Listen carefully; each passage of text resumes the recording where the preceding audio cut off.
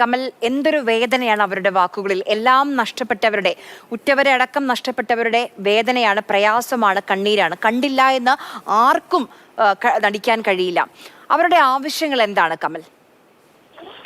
ആര്യ, അതായത് സർക്കാർ ആദ്യഘട്ടത്തിൽ ഈ ഉരുൾപൊട്ടൽ ഉണ്ടായി, ദുരന്തമുണ്ടായ ആദ്യ സമയത്ത് മന്ത്രി രാജൻ ഉൾപ്പെടെയുള്ളവർ പറഞ്ഞത് ഈ ദുരന്തം ബാധിച്ച 3 വാർഡുകളിലെ 1000-ലധികം ആളുകളെ മാറ്റിപ്പാർപ്പിക്കും എന്നുള്ളതാണ്.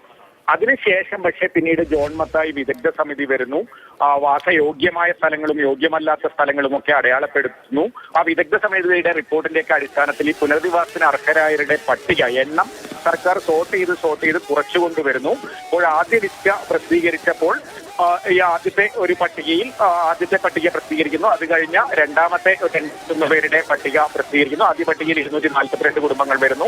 80-ലധികം പേരുടെ രണ്ടാമത്തെ പട്ടിക വരുന്നു. ഇനി ഒരു പട്ടിക കൂടി ഉണ്ടെന്ന് പറയുന്നു. അപ്പോഴും ഈ മുഴുവൻ ആളുകളും, ആദ്യം പറഞ്ഞ ഈ 3 വാർഡുകളിലെയും മുഴുവൻ ആളുകളും എന്ന ഒരു വാക്കിൽ നിന്ന് സർക്കാർ പുറകോട്ട് പോയിരിക്കുന്നു. സമ്പൂർണ്ണ പുനരധിവാസം വേണം എന്നതാണ് ഇന്നിപ്പോൾ സമരത്തിനിറങ്ങിയ ജനശബ്ദം ഉൾപ്പെടെയുള്ള സംഘടനകൾ മുന്നോട്ട് വെക്കുന്നത്. പ്രത്യേകിച്ച് നമ്മളെ സ്റ്റോറിയിൽ ഒരു ചേച്ചി പറയുന്ന ബൈറ്റ് ഉണ്ട്. അവർ പറയുന്നത് അവിടെ ജോൺ മത്തായി വിദഗ്ധ സമിതി ഒരു കല്ലിട്ടിരിക്കുന്നു, അതിന് താഴെയൊക്കെ ഒലിച്ചു പോയതാണ്. അത് മുണ്ടക്കയിൽ തന്നെയുള്ള പ്രദേശമാണ്. അതിന്റെ മുകളിൽ ഒരു 5 വീടുകൾ സുരക്ഷിതമാണെന്ന് വിദഗ്ധ സമിതി റിപ്പോർട്ട് ചെയ്തിരിക്കുന്നു. അതുകൊണ്ട് അവർക്ക് പുനരധിവാസമില്ല. ആ 5 വീട്ടുകാർ അവിടെ താമസിക്കട്ടെ എന്നുള്ളതാണ് ഇപ്പോൾ സർക്കാരിന്റെ നിലപാട്. പക്ഷെ അതെങ്ങനെ ശരിയാകുമെന്നാണ് അവർ ചോദിക്കുന്നത്. കാരണം അവരുടെ കൺമുന്നിൽ നിന്ന് കുറെ പേർ ഒഴുകിപ്പോയിരിക്കുന്നു. അവർക്ക് നേരിട്ട് കേടുപാടുകൾ സംഭവിച്ചിട്ടില്ല. പക്ഷേ അവർക്ക് ഇനി അവിടെ താമസിക്കാൻ പേടിയാണ്. അവിടെ താമസിക്കാൻ പറ്റില്ല, വാസയോഗ്യമല്ല എന്ന് അവർ വിശ്വസിക്കുന്നു. പക്ഷെ വിദഗ്ധ സമിതി വാസയോഗ്യമാണ് എന്ന് പറഞ്ഞ സ്ഥലമാണത്. അത്തരത്തിലുള്ള പ്രശ്നങ്ങളാണ്. പക്ഷേ ആ ദുരന്തം നേരിട്ട് കണ്ട് അനുഭവിച്ച് അതിന്റെ എല്ലാ വേദനകളും ഇന്നും അനുഭവിക്കുന്നവരാണ് ആ മനുഷ്യർ. സ്വാഭാവികമായും അവർക്ക് ആ പ്രദേശത്ത് ഇനിയും ജീവിക്കാൻ ഭയമുണ്ടാകും. ആ ആശങ്കയാണ് അവർ പറയുന്നത്.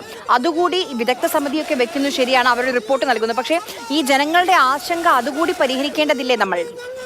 അതുകൂടി പരിഗണിക്കണം തീർച്ചയായും. കാരണം ഈ ബെയിലി പാലത്തിന് അപ്പുറത്തൊക്കെയുള്ള ആളുകൾ ഇനിയും അവിടെ താമസിക്കണം എന്ന് പറയുന്നത് ക്രൂരതയാണ്. എന്തടിസ്ഥാനത്തിലാണ് സർക്കാർ അങ്ങനെ ഒരു തീരുമാനം എന്ന് മനസ്സിലാകുന്നില്ല. ഇവർ പറയുന്ന ഈ വീട് മുണ്ടക്കൈ LP സ്കൂളുണ്ട്, വെള്ളാർമല ഹൈസ്കൂൾ അല്ല, അതിനും മുകളിൽ മുണ്ടക്കൈ LP സ്കൂളുണ്ട്. അതിന്റെ പകുതിയും ഒലിച്ചു പോയതാണ്. അവിടെ നിന്ന് ഈ പുഴയ്ക്ക് കുറുകെ ഒരു കുഞ്ഞു പാലം കടന്നുള്ള കുന്നിൻ മുകളിലുള്ള വീടുകളാണ്. അവിടെ താഴെയുള്ള വീടുകളൊക്കെ ഒഴുകിപ്പോയി. മുകളിലുള്ള 5-6 വീടുകൾ വാസയോഗ്യമാണ്, അവർ അവിടെ തന്നെ താമസിച്ചോട്ടെ എന്ന് പറയുമ്പോൾ അവർ പറയുന്നു ഞങ്ങൾക്ക് ഇനി അങ്ങോട്ട് പോകാൻ വയ്യ എന്ന് പറയുന്നു. അവരുടെ ഈ പ്രശ്നങ്ങൾ കേട്ടേ മതിയാവുകയുള്ളൂ. അതുപോലെ ഇന്ന് ഉന്നയിക്കപ്പെട്ട മറ്റു വിഷയങ്ങൾ. ശരി കമൽ, വളരെയധികം നന്ദി കമൽ.